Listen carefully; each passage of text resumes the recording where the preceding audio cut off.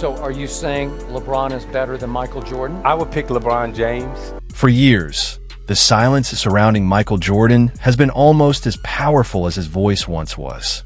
He has rarely stepped into public debates, rarely offered direct commentary, and almost never addressed the endless comparisons that have dominated basketball conversations for decades. While analysts, fans, and former players argued endlessly about legacy, greatness, and rankings, Jordan remained quiet, watching from a distance, saying little, revealing even less. That silence became part of his mystique. The less he spoke, the louder the speculation grew. But now, that long-standing silence has reportedly been broken.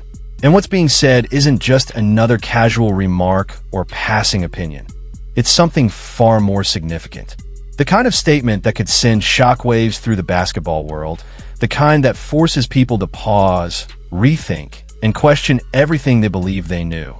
For years, the debate over who truly deserves the title of the greatest of all time has been fueled by statistics, championships, highlight reels, and endless comparisons across eras. It's been one of sports' most passionate and never-ending conversations. But when someone at the very center of that discussion finally speaks, especially someone who helped define greatness itself, the conversation doesn't just continue. It shifts. It evolves. It transforms. That what's emerging now has the potential to shake the very foundation of that debate. Not because of hype or speculation, but because of perspective. The perspective of a man whose legacy helped shape the standards by which all others are measured.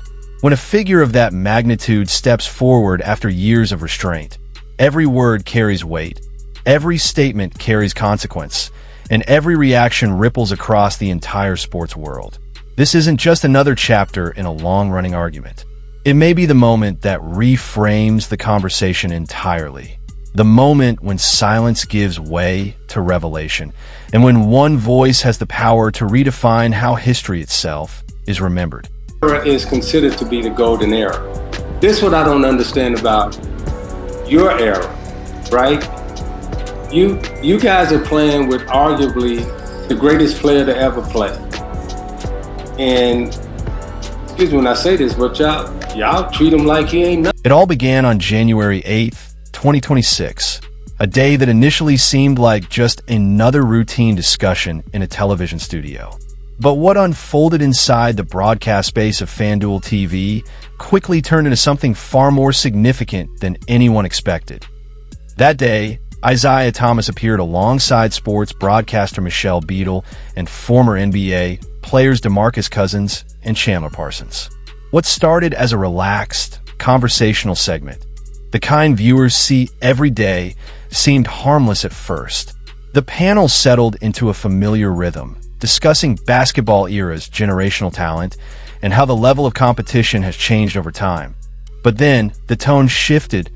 What was meant to be a casual exchange about style of play and historical comparisons slowly began gaining intensity. Opinions became sharper. Perspectives grew more personal.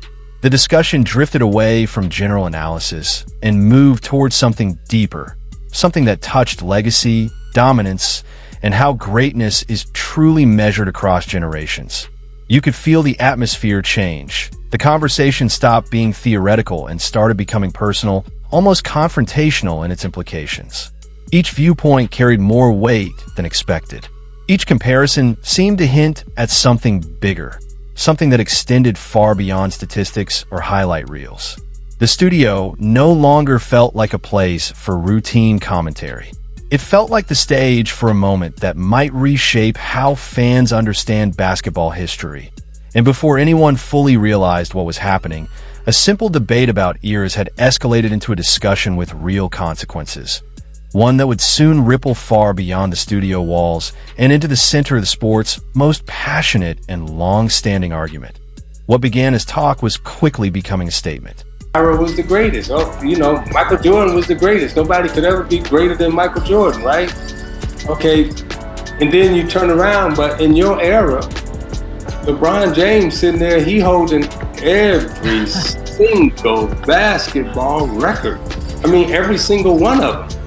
And you're looking at a Kevin Durant and you're looking at a Steph Curry, but then when y'all say who the greatest, I'll talk about the guy that gave you some shoes and, you know. By the time Isiah Thomas finished speaking, the atmosphere inside the studio had completely transformed.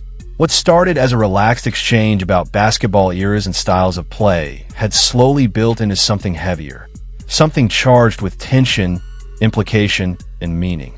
You could feel the shift before he even finished his sentence. The tone had sharpened, the room had quieted, and suddenly every word carried weight. Then he said it, and in that instant, the conversation stopped being just another debate. It became a moment that sent shockwaves across the entire basketball world. This wasn't a routine hot take designed to stir headlines for a few hours. It wasn't playful banter or a harmless generational comparison. It was direct, confrontational, and deeply provocative. Thomas openly challenged modern players and fans, questioning why today's generation continues to place so much reverence on Michael Jordan when LeBron James is still competing at an elite level right in front of them. His message was clear. Why celebrate history more intensely than the present? Why elevate legacy above what is unfolding in real time? Why, he implied, does admiration seem fixed on the past when greatness is still actively performing on the court today? But that wasn't the statement that shook the room. The real shock came with the next line, the one that instantly froze the conversation and forced everyone listening to process what they had just heard. He said today's players are praising the man who gave them shoes. The meaning was unmistakable.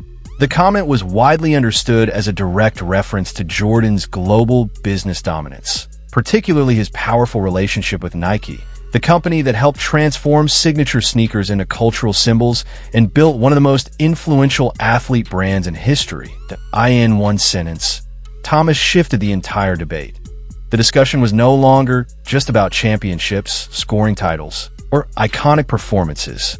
It became something far deeper, a conversation about influence, marketing, power, and how cultural dominance can shape perception just as strongly as on-court achievement. The implication hit hard. Admiration for greatness, he suggested, may not exist in isolation. It may be intertwined with branding, visibility, and economic impact. In other words, legacy might not only be built through competition, it might also be reinforced through global commercial reach. That idea changed everything. The room fell silent not because the comment was confusing, but because it was crystal clear. It didn't just question opinions, it questioned motivations. It forced everyone listening to consider whether reverence for Jordan is rooted purely in basketball excellence or also in the immense cultural and commercial empire surrounding his name. And once that thought entered the conversation, there was no going back. What had begun as a casual discussion about different basketball eras suddenly became a full-scale examination of how greatness is defined, remembered, and promoted across generations. The debate expanded beyond the court into business, culture, identity, and influence, into the forces that shape what fans believe and why they believe in that moment. The conversation stopped being about who played better. It became about why people believe what they believe. And from that point forward, the basketball world wasn't just reacting to a comment. It was reacting to a challenge that cut to the very core of how legends are built, protected, and celebrated. His nephew was wearing a Bulls jersey, Michael Jordan Bulls jersey, okay? He said, hey, what are you doing? I'm in Chicago, this is my team. It's his nephew. He's not really understanding that the great Isiah Thomas plays in Detroit. We don't wear that, we wear this, but I'm from Chicago. I'm down with the Bull movement. Isiah was mad at that, not to Michael personally. In his brain, every time I play against this dude, I'm gonna try to go off so my nephew sees this is the jersey. The implication behind the statement was unmistakable and impossible to ignore.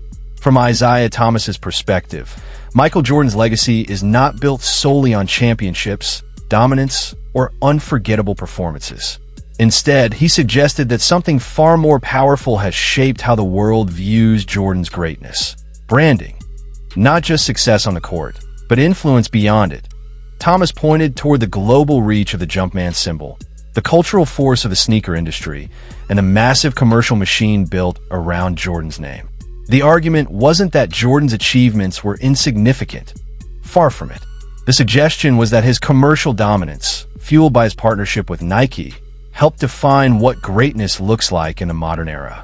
That branding, visibility, and cultural presence have amplified his legend to a level no athlete before him had ever reached. In other words, the definition of greatness itself may have been shaped not only by performance, but by marketing power. That idea changed the tone of the discussion instantly. Sports broadcaster Michelle Beadle quickly pushed back. Her response centered on emotion rather than economics. She argued that Jordan's impact goes far beyond branding, that he's the reason millions of people fell in love with basketball in the first place. For an entire generation, Jordan wasn't just a superstar. He was the gateway to the sport itself. The excitement, the drama, the global expansion of basketball culture. All of it, she suggested, traces back to the electricity he brought to the game. From that perspective, admiration isn't manufactured by marketing. It's born from memory, nostalgia, inspiration, and emotional connection. Those are the forces she believed truly explained Jordan's lasting influence. But Thomas didn't move. Not even slightly. His position has remained remarkably consistent for years. This wasn't a spontaneous opinion formed in the heat of a television debate. He has been expressing similar views for more than a decade. As far back as 2013, during an appearance on ESPN 1000, he made a statement that sparked intense conversation at the time, and still echoes today, that he said that LeBron James was probably a better overall athlete than Michael Jordan had ever been. That wasn't a casual remark. It was a clear philosophical stance. For Thomas, the evaluation of greatness extends beyond nostalgia, beyond branding, and even beyond legacy narratives. He has consistently argued that athletic evolution, physical capability, and modern performance should carry enormous weight in the conversation. And that's what made the studio exchange so powerful. It wasn't just disagreement. It was a clash of two completely different ways of defining greatness. One rooted in emotional impact, cultural memory, and inspiration. The other grounded in measurable performance, modern comparison, and influence beyond the court. Neither side backed down. And in that moment, what began as a simple discussion about basketball eras transformed into something much deeper. A debate about how legends are created, how history is remembered, and whether greatness is shaped more by what athletes do or by how the world chooses to remember them. No way you can convince me he wasn't an asshole. National television, and you called me an asshole. And then you said you hated me. You said that on national television. Now, if you didn't mean it, get on national television and apologize for it. Over the years, Isiah Thomas hasn't just repeated the same argument. He's expanded it, layer by layer, pushing the conversation further each time. First, his claims centered on physical dominance. Bigger, faster, stronger.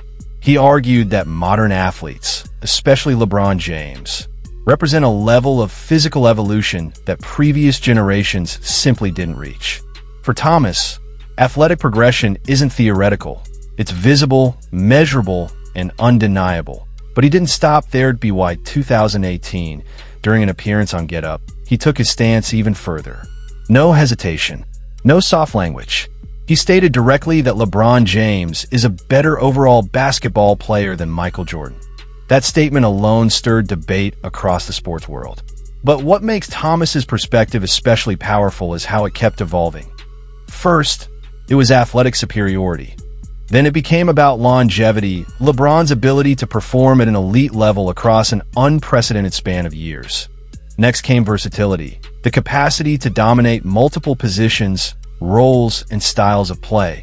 And now, Thomas has pushed the argument into entirely new territory. Culture. His claim is no longer limited to what happens between the lines of a basketball court. He now questions how branding, endorsements, corporate partnerships, and global marketing have shaped public perception itself. In his view, Jordan's position at the top of the greatest of all time conversation hasn't been preserved only by performance, but also by an unmatched cultural and commercial machine that helped cement his image in a way no other athlete has experienced. The argument has shifted from statistics to influence, from performance to perception, from basketball to power. And that's where history becomes impossible to ignore.